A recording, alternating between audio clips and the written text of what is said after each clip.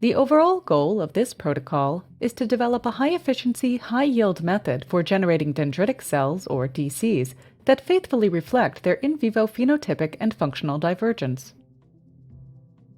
Dendritic cells exist as rare populations in lymphoid organs.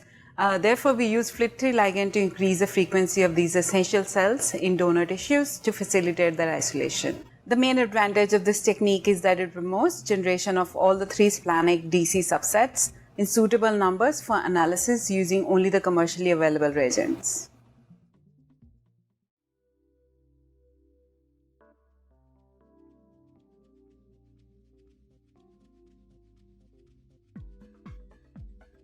To harvest FLT3 ligand-expressing B16 melanoma cells from a 90% confluent culture, first wash the cells with PBS and incubate the culture with 0.05% trypsin at 37 degrees Celsius.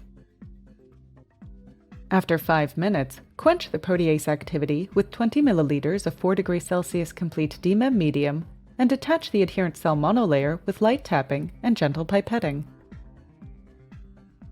Collect the cells by centrifugation and count them. Then resuspend the single-cell suspension to a 1 × 10⁸ cells per milliliter concentration in PBS for their subcutaneous injection into C57 Black 6 recipient mice.